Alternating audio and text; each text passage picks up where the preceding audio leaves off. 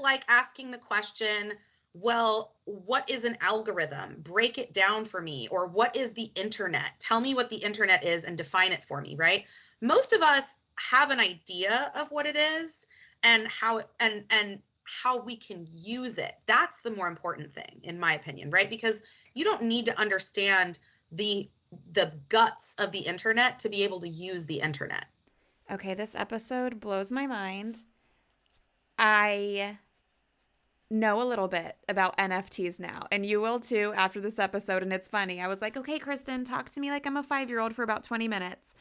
We went for 40 because there is a lot to it. And I had a few questions after she would answer something, but she did a really good job of dumbing this stuff down for me. And I'm interested in learning more. Like I told her, when I have some more time on my hands, hopefully this summer, I may reach back out to you to learn a little bit more. And it is interesting. And this is one of those things we were talking after we recorded the podcast. I said, to me, this sounds like, oh, I should have invested in Amazon 10 years ago, or I should have invested in Facebook 10 years ago. She said, that is exactly what this is like.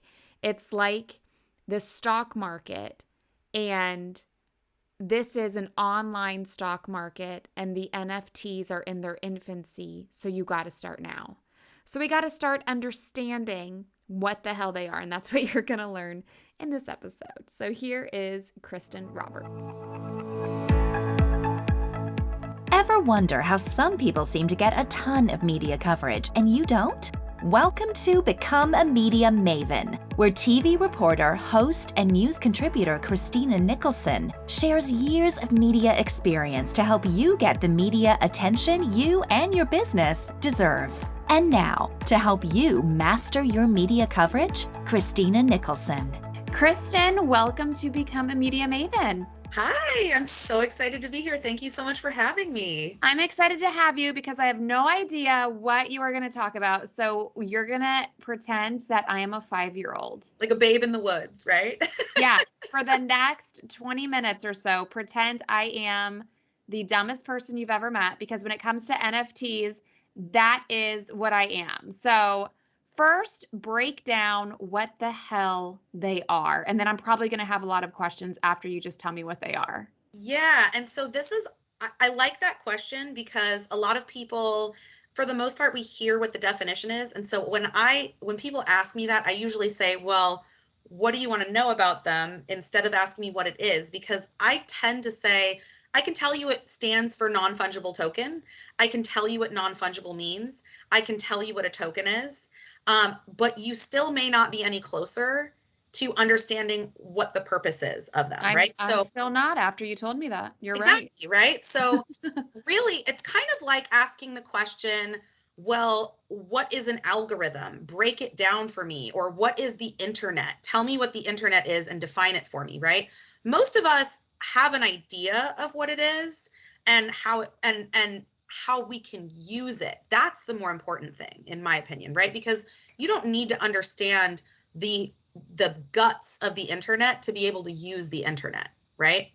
Like, Okay, so then tell me how you use NFTs. yeah, that's a way better question. So think of an NFT like a digital ownership certificate. So if you own something, it's recorded. Usually if you own something physical, right, you can have the thing, right? You've got the thing in your hand, a pair of shoes, for example. You've got your shoes in your hands, you know what shoes are. With an NFT, you can actually digitize the ownership of a physical thing, or you can create a record of ownership of a digital asset. So in terms of using NFTs, it's a way to verify digital ownership through a token that is recorded on the blockchain. So the way you're able to verify that ownership is through the blockchain. And the blockchain, all that is. Next question. You're already going. What is the that was blockchain, the right? next one. And the blockchain, if you just think of it as, you remember those, I'm old or older. I don't want to say I'm old because I'm beautiful and young. I'm not old, but I'm older than most people on the internet these days. I'm definitely a millennial, an elder millennial. I'm like the Oregon Trail generation. Oh, me too. Yeah, Yeah, right. And so my like, oxen that day. I'm with you. and so what winds up happening is like, I start kind of like giving these examples and people are like, what is that? Like, and I'm like, oh yeah, I used to have like a phone that you could like pull the thing out and be like, hello, with the cord and all of that. So, but if you think of a checkbook, do you remember a checkbook? You remember I still have a checkbook. Okay, Yeah. we have checkbooks still. But do you remember how we used to have to balance our checkbooks and you would record it on that ledger, right? It is the same idea, except it's a digital ledger. So the blockchain is a ledger that records all of the transactions that happen on it. So it's the record keeper for when your NFTs get bought and sold. And that's how you can track who has bought what. Now, when I say who, I don't mean you, Christina. I mean your digital fingerprint. So your digital fingerprint is going to be your wallet address. So there is a public wallet address for your digital wallet that holds your NFTs. And that digital wallet, every time you buy or sell an NFT, that digital wallet address is public, but not your personal information, right? So it's just like, hey, my digital wallet account number is blah, blah, blah, blah. It's like a big string of numbers. And that shows up in the blockchain. So when you look at the blockchain, you're like, oh, this wallet bought this NFT on this day. So you can see the entire purchase history and ownership records of those NFTs at the time that they are bought, sold, and even created. So when they're initially created, they'll show up on the blockchain as, okay, minted on this day. And then it shows that transaction and where it went on the ledger. So not only does it show you who owns them, and it shows that it's that digital ownership certificate, but it also can show you and give you some insight into whether or not certain transactions are scammy or legitimate, right? Because as you start to see, let's say there's one digital wallet and they've bought all of the NFTs from a collection, you can see, oh, that collection really didn't sell out. Instead, it was that one wallet that bought them all to make it look like it sold out, right? So it gives you transparency. The blockchain gives you transparency into the transactions. Okay, I understand blockchain. I got that was a really good description. I'm still confused on what NFTs are. So could you give me an example? Okay. I gave this example and it was funny. I gave this example and then not 2 weeks later, the example I gave showed up in real life and I was like, it's a thing now? So, you know what a vending machine is, right? Yes. Okay, so when you go to a vending machine, you put your money in the vending machine and you put your code in, and the thing that you code in correlates to the thing that exists inside the vending machine. You can think of an NFT transaction similar to that, where you are going, so think of the actual machine as the blockchain. You go to the blockchain and you enter in what you want, right? So maybe it's OpenSea even. So you're going to the place where you buy, right? You enter in what you want. So that's your transaction. That's recording it on inside the vending machine. So when you push those buttons, you put your money in and you push those buttons, the machine records what you're buying. That's the blockchain. I got that. But what am I buying? You are buying a digital asset.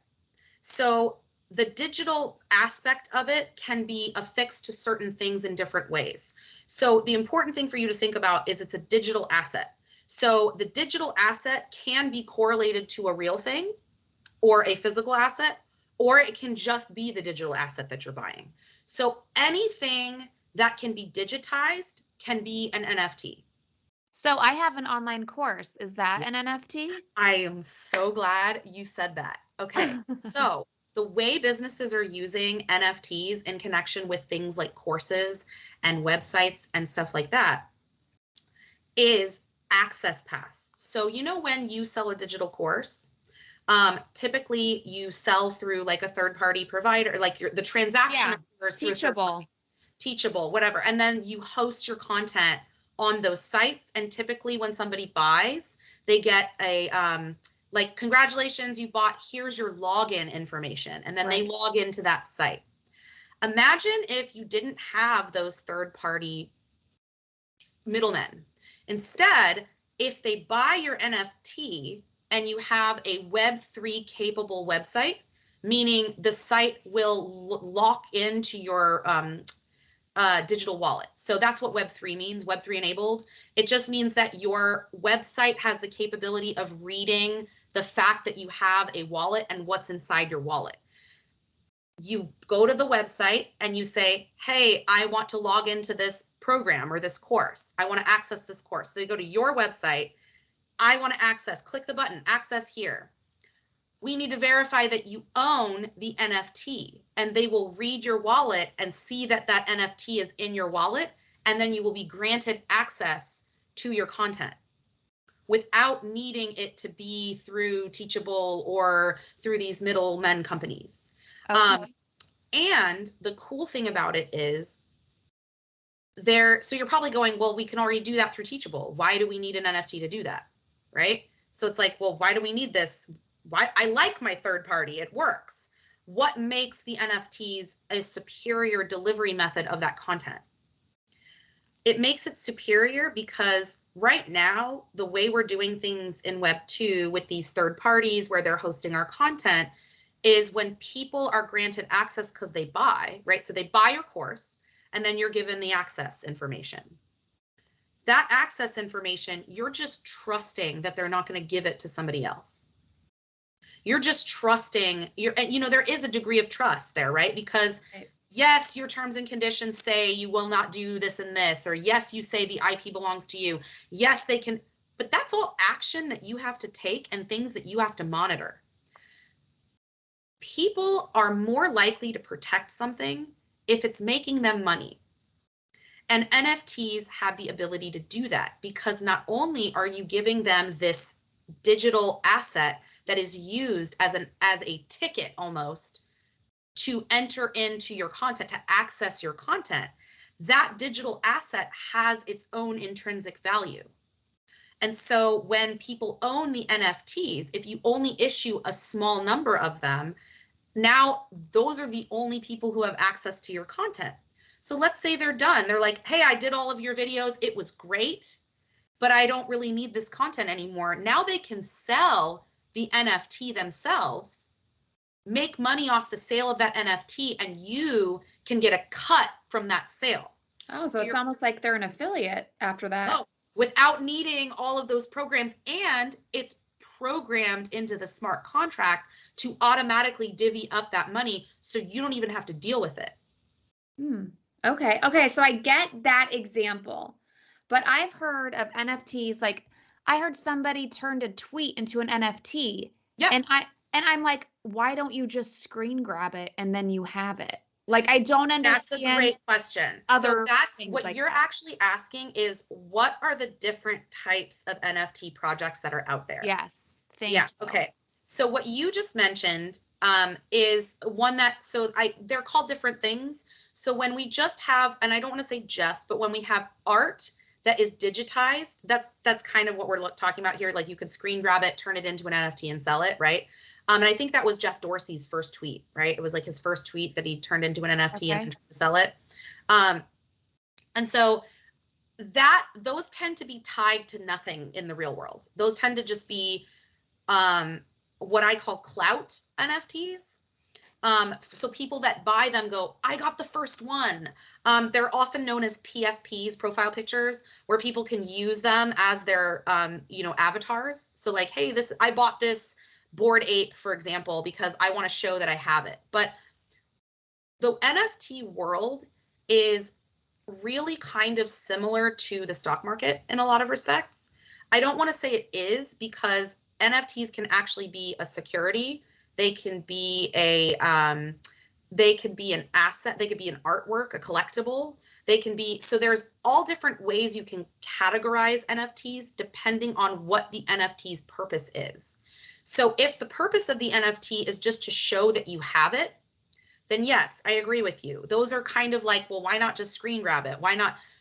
And it's really about the community, right? It's about the clout of owning it. Like, I own this only one of one NFT, and it, you know what I mean? So that's kind of the kind that you're thinking of, is sort of these clout NFTs that are not really there to do much except for exist. Same goes for some of the art ones, the early art ones, but very quickly, what legitimate project developers were seeing was this opportunity to tie them to some kind of utility. So that being access to things like software, for example, is a really big one. Gaming is another really big one. For example, I know Fortnite is a really big game in the console world. And in Fortnite, you can buy things like skins and potions, or I don't know, I don't play, so I just know I don't either, but I understand what you're saying. you know, so there's in-game purchases that you can make that you use real money to buy. And once you buy those things, you can't resell them. You can't like do anything with them. Whereas if instead in these so NFTs in gaming right now, it's already blowing up. It's a big deal. We've got deals, like we're seeing deals with Sony happening, like big names are getting into the NFT space. And that's because it can allow for the game ecosystem to almost like run itself. So let's say you buy an NFT, let's say in Fortnite, we're use the same example. Let's just say the Fortnite game example, instead of just purchasing it with cash, and then only being able to have it for yourself and not really being able to do anything else. Let's say instead these things that you can buy in game are actually rare. There's like only 50 of them available, or only 100 of them available, and you're buying them as NFTs that you can then either decide to collect for yourself and then use in the game, in which case the NFT will do what's known as burning. So you'll use it and then the NFT disappears and goes away. Or you can sell them. And the more rare each one little piece is, it's almost like you're creating your own sort of collectible universe. And you're building this portfolio that has real world value. So instead of just buying all of these in-game assets that you're just shelling money out for and they don't really do anything for you except as it relates to your gaming, you're actually creating assets for yourself that not only are usable in the game, but you can also resell for real money. Okay, I get it. I get it. Now that you explained it like in the software and gaming space, I get it. So tell me who sells them and who buys them. What kind of people do this? All kinds of people. So we're seeing artists, a lot of artists, and these are more for like the PFP stuff. But one thing I really failed to mention that I think is really amazing in terms of what the art space is doing with this. This isn't just slapping up a picture on OpenSea or, you know, throwing something haphazardly together. These are intricate projects that have roadmaps that you're building community around, and people are vested in seeing succeed, because if the project succeeds, you also succeed, because it's almost like you're investing in a company to some degree, right? So is it like marketing for artists? Like it's how they get attention? Well, that's one way, but really what artists are doing in the NFT space that's amazing is they are using the proceeds to basically support organizations and causes that are meaningful to them. So one of the projects that I'm working with right now, Meta Women NFT2 and the Meta Club, they are doing this art project, and they are, once they hit a certain percentage of sales, they are going out, they are taking that percentage of a certain percentage of those sales at a certain, once they reach a certain level of sales, a percentage of those sales is going to Girls Who Code. So you're able to make these partnerships. It's almost like you're kickstarting without having a middleman Kickstarter, you know, sort of, okay, I'll dole the money out, right? There's no sort of middleman doling the money out. The smart contract is programmed to know, and I'll tell you what a smart contract is in a second, but the programming inside of the NFT says, once we hit this percent, you'll give this much ether to this company over here. So it's really smart. It's smart. That's why people are like, okay, Kristen, we want to hire you to draft a smart contract. And I'm like, you need a developer. You don't need a lawyer. You need a lawyer to understand kind of the general terms. So I'm starting to like look at smart contracts and see what's like, okay, that's an execute function. Okay, that's a, so there's certain things that you can like start to see, but I don't speak the language. It's Solidity. It's like its own language. It's like saying C++. I'm like, I don't do any of that. So I don't know, but you can start to kind of get an idea of what the execution looks like in terms of what the plan is for those contracts, for the smart contracts. So you at least know what's happening. But So it is really you cool. said program developer. Does that mean if you want to make an NFT, you're like, it's like code and you need a program developer to make one? No. So you do not need any kind of developer to make one. But this comes with a big but. Right now, we are headed into a bear market in terms of NFTs, which means the market is starting to dip.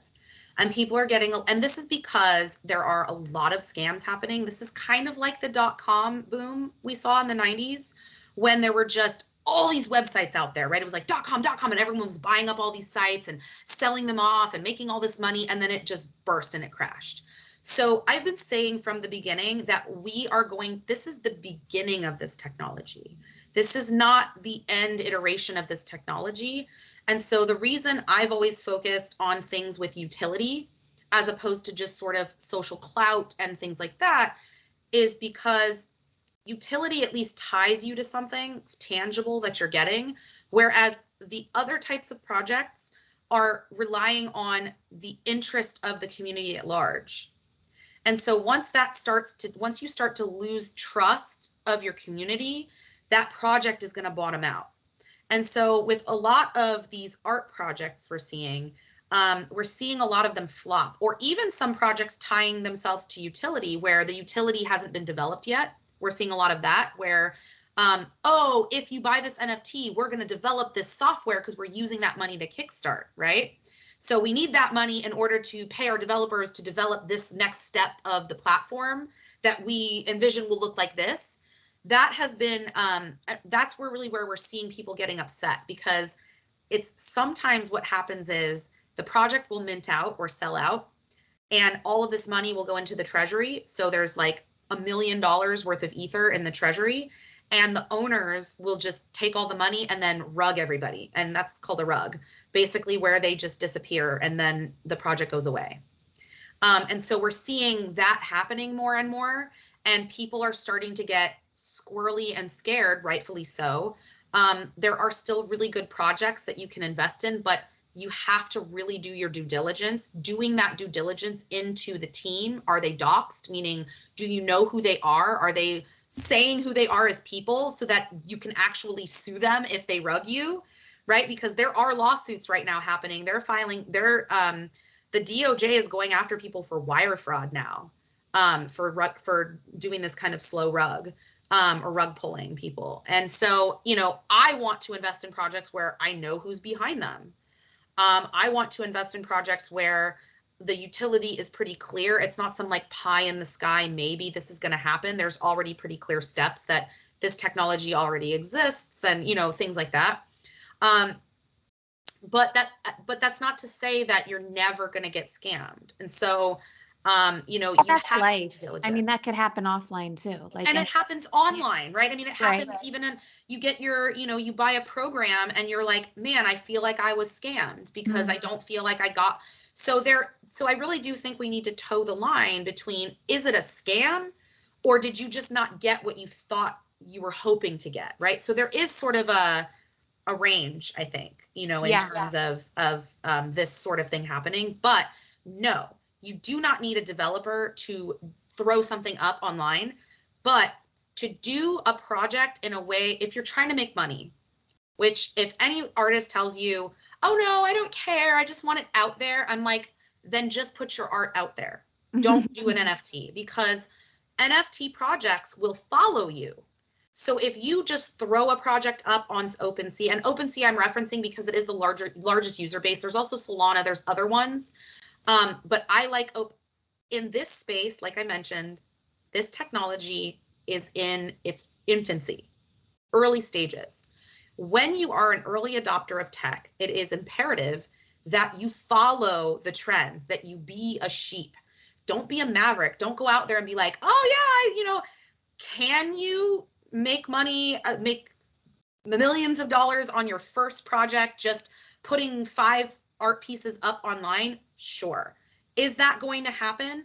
Probably not. It's kind of like saying, oh, I'm launching this course and I have nobody interested in it and no audience and nobody. Am I going to make $1 million on my launch? Probably Well, not. is it possible?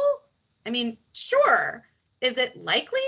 Hell no. Like that is not, so there's a strategy and a way, a method that most people follow with NFT projects, same as there is a strategy and a method that most coaches and online course creators follow when launching something. So when you say OpenSea, that's where people buy and sell NFTs. Right. Is that like a website? Is that the Yeah, name it's a of the platform? marketplace, Okay. OpenSea.io.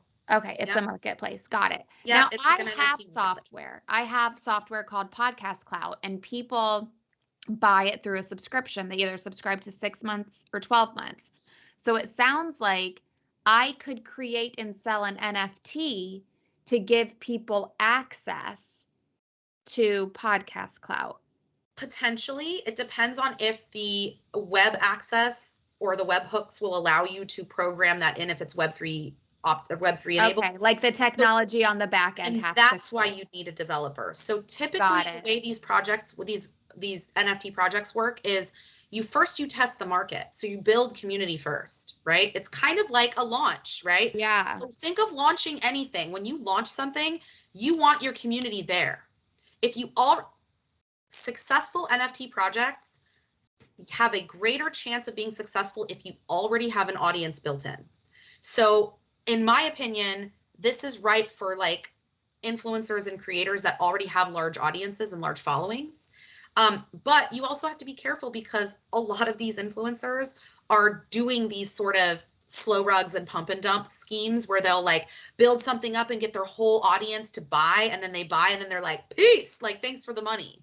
And so there is a lot of ability to be smarmy in this space. And it is about finding the right communities. And oftentimes those come from prior projects. So a lot of projects, project developers and project owners or founders, they will collaborate with other projects and they will give passes to buy. So the way that most of them are structured is they will gauge the interest by doing sort of like a pre-sale, kind of like you do, right, in a launch. The pre-sale is also known as a whitelist, which I hate that term, but they call it whitelisting. So if you ever see a WL or whitelist, that's what they mean. So they basically are picking people and saying, you've got the opportunity to buy first. You're going to buy first. So they give you this ability to buy first, and that drives demand because only a certain number of them are going to be available once the public mint happens. So the allow list, or WL, that's sort of the first step. But that's even before most people even know what they're going to get when they mint an NFT. So it's kind of like, ooh, what am I getting? It's like a pre-sale of, something exciting. And I know it's going to be kind of this because they've teased pictures of what they're going to look like. Some of the art is getting teased, that kind of stuff. So that's all marketing, right? That's all marketing. And most of that happens in Discord. And so the communities are really big in Discord. And so you start to kind of pump your Discord server. People start to join the Discord server. They want to get their spots for minting. And then the allow list has their date to mint. They mint. And then and oftentimes what happens is if there's enough interest and it's a big enough project, it will typically mint out off of just the allow list. And then now you can see the value start to go up. And at that time, it's sort of like if you can get on that allow list, you are typically getting sort of first access to buy. And those typically come from you being involved in the communities. So often the allow list spots come up because you are either ranked high in the Discord server by participating and chatting with people, or right. So you're basically rewarding people for continuing to be involved. Got it. So it is like this. It's like the digital stock market, the way you just explained it. It really is. Okay. It really is. It's obvious. I'm understanding it a lot better. Still a little complicated. Can I just ignore this and move on with my life? Why should people care? You can ignore it and just move on with your life. But what we're seeing happen in this space, and you know me, I'm an intellectual property attorney, so that's really where I focus my efforts. And ownership of intellectual property is a huge issue, especially in the digital space, because it's appropriated and stolen and snatched so frequently and so easily, right? And so if you want to ignore this space, you can, but what might happen is somebody might take your IP and turn it into an NFT, and you might not be aware of it. And then if you try to get into that space to do it, you can find that your project, maybe your name is already taken, your brand is already gone, it's already up online, right? So it may not be your stuff, but it could be your brand, it could be your logo, it could be anything else that is related to an NFT. And it could even be a totally unrelated project, but now you're sort of like, well, how do I launch my project under the same name if I want to, right? So it can create confusion, and it can create issues for branding, trademarks, copyright, licensing, all of that stuff. And we're seeing that happen actually right now. So there is a company called StockX. I don't know if you've heard of them, but I'm not a sneakerhead, but this is like it's like a sneaker marketplace where you can like go buy and sell shoes online. And one of the biggest, obviously the biggest sources of revenue for buying and selling these shoes is Nike. And so people will buy their Nike shoes and then put them up for sale on StockX. And then you will buy the shoe, a collector will buy those shoes, and then you ship it to them. So what StockX did, which was really cool, was they said, well, most of these sneakerheads don't actually wear the shoes. Most of these sneakerheads buy them and then they just like keep them in their packaging, and they keep them like all, vaulted up. So they created an NFT project called Vault. And the Vault project was a picture of the shoes, an NFT of a picture, a JPEG of the shoes that you were buying in real life, but you got an NFT to show your ownership of those shoes. So you could do one of two things. You could either burn the NFT and have StockX ship you the shoes, and then you get to keep the shoes. I own the shoes. Or you could keep the NFT, and StockX would store your shoes in their temperature controlled vault. That's why the NFT project was called Vault. Nike got bent out of shape. They were like, nope, can't do that. And what was protecting StockX from this, trademark issue originally was the doctrine of first sale. Because once you buy something, you are allowed to resell it by law without infringing a trademark, but not digital stuff. You can't do that with digital items. So there's all these people creating, oh, I'm selling my Hermes bags, I'm doing this, I'm doing that. And there was like a Birkin collection, and Hermes sued them for infringement. So you can ignore it, but if you care about your intellectual property and where this is headed in the future, which is all digital marketplaces, all digital online everything, you may wake up and find that your brand has already been bitten by somebody else starting some weak project in the metaverse. And now you're like, wait, all of my work, I'm ready to move into that space now, and I can't. So no, you don't have to, you can ignore it, but it's a good idea to at least understand what's happening and also what's happening in your space. So if something happens where there's infringement, you can address it. Or if you want to jump into the space, you're ready. And how do you get in the space? How do you learn a little more, learn a little bit more from, this conversation? You want to take it to the next level. You want to get in the space. What are people's next steps after listening to this podcast? Well, I have a free Facebook group if anybody's interested in joining. That's called NFTs for Noobs, and I'll send you the link so that you can drop that, when the podcast goes live. And then I also just wrapped a course and will be launching that on Evergreen, and that's called NFTs for Noobs as well.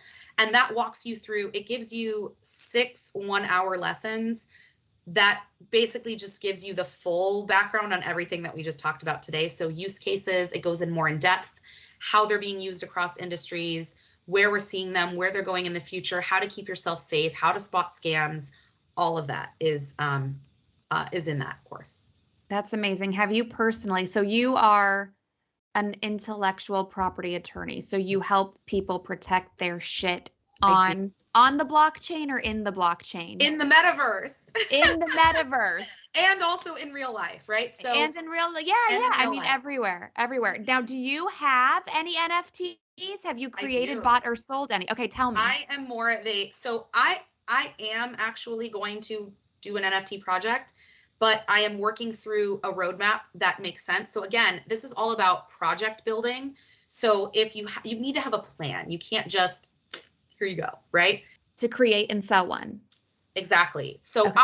in my esteem, it's not smart to just I could just launch a project tomorrow, but nobody would likely buy it. And then that project follows me. So any other project I try to launch under that name or under my branding, everyone's going to see that old kind of janky project that I started with. And people are more apt to think of me as a scammer because they see this sort of like weird one that was sort of like hanging around in the universe. Mm-hmm. So I am considering doing a project, but I'm building out the roadmap and I want to make sure that it makes sense first before doing that. But more importantly, I own a few that are awesome. I'm in the 8.1 project that I'm really interested in. It's this weird love story. It tells a story with the pieces, with the NFTs. And it also goes to support animal rights, which I like animals and all of that. So I have 2 dogs. And then I'm in another project called the BFF project. So I have the friendship bracelet. That is one of the bigger projects that's been launched by the BFF team, which is like a bunch of famous people and people just trying to get, if you know Brit and Co. Yeah. Brit founded that. And so she and her partner do that and they're making it more accessible to people. That's also a great resource to check out. Their Discord server gives you a lot of information as well for free. And so I own that. I'm invested in that project as well. And then a few others. So yes, I'm very interested in this space. I love, Builder is really cool. So that actually gives you, buying their NFT gives you access to their website builder tools that include Web3 capabilities. So it's really cool. And so, yeah, I am really interested and invested in this technology myself personally. I think it's going to change the way people own and deliver content.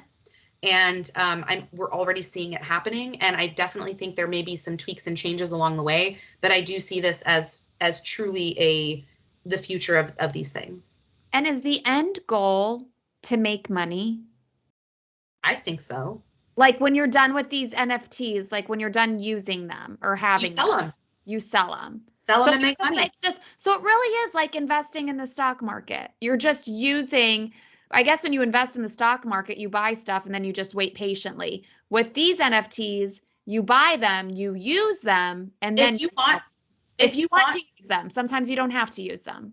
And also owning certain NFTs gets you access to other projects of theirs. So like if there's one project that's doing really well, you might want to hold on to that initial thing because it gives you the next one that they drop for free. Sometimes they'll just give it to you and that's free money right in your pocket.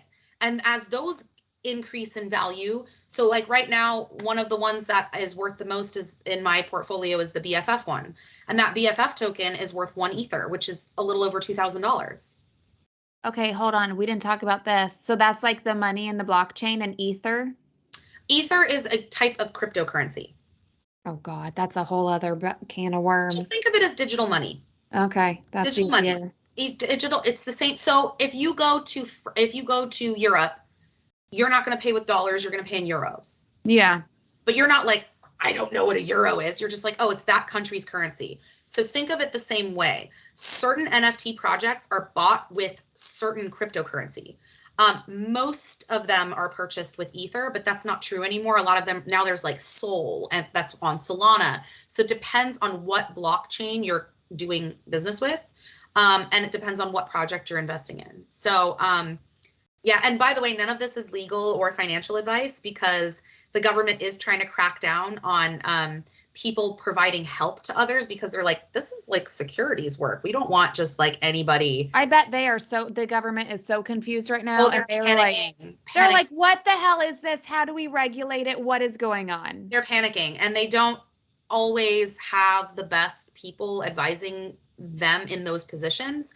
So I'm always like, can you just get a developer or somebody who understands who talk? I'm like, I'll volunteer. I volunteer for you. Like I will help you. But it was like watching the hearing when Mark Zuckerberg was in there and this old guy was if people don't pay to be on Facebook, how does Facebook make money? He was so confused. Sell your data. Like I feel like, this is going to be this is a clusterfuck. Okay. Yeah. Awesome. I mean, is there anything else you want to add? I mean, I'm going to link to the NFTs for Noobs and your 6 1-hour lessons in the show notes so people can get more information. This has been like a mind-blowing. Yeah, so right now we're just we're relaunching that as Evergreen. So we're just doing a sign up for that. So if anybody's interested, they can sign up for our to get on that list to get first access to buy it, because we probably will launch it at a lower price, and then just gauging on it, we might increase it. So if you're interested in just kind of jumping in there, go for it. But I highly encourage you. I think the content's really great, and all of the people who went through the first course thought it was really great. But you know, it is a little bit intimidating. If you're interested in the space, get involved in Discord, because it's one of the, and I also give a lesson on Discord, by the way. So there is a lesson in there on Discord, how to get involved and how to keep yourself safe. But you know, just don't click on anything. Don't click on links in Discord. Don't read. It's all about reading and all about, what do you like? What are you interested in? Are you interested in art? If so, why? What drives you? Because that is going to make you feel the best if something doesn't pan out, right? If you're getting into NFTs to make money and you're like, I'm just going to go after all these ones that are going to make money, and then they don't, you're going to be really upset. But if you get into NFTs because you're really invested in what the projects are, in the team behind them, in the artwork, in the messaging, and the project doesn't do well, then at least you know that you did what felt good to you and what was true to you. I love that. Now, where can people go to get on the list for NFTs for Noobs? I will give you the web link for that, but it's just through my website, TrestleLaw.com, and we'll just have a little sign up for to get more information about NFTs for Noobs, and then we are going to be relaunching that probably in the next couple of weeks. So it's a lot. We're like, when do we do this? That's perfect. Okay, I'm going to link to TrestleLaw.com in the show notes, people, and then I'll link to more specifics in there as well, so people can head to the show notes and get all of the information that they need. Okay. Perfect. Thank you, Kristen. Thank you. Okay, is your mind blown too? Do you have more questions? Go to the show notes. Everything we talked about and more, those links that Kristen mentioned, I did update the show notes with those links, so make sure you click there and you will see everything we talked about. And if you are in the NFT space, then send me a message on Instagram. I'm at Christina all day. I'm really intrigued on what people are buying and what they're selling and why. So if this is you, please reach out and let me know, because I want to know what's going on with you in the NFT space as I rack my brain on what to do here. Thank you so much for listening. I think this episode was so fun because I think I never learned as much as I ever have recording an episode than I did with this one. So I hope you enjoyed it as much as I did. And I will see you again here soon on Become a Media Maven.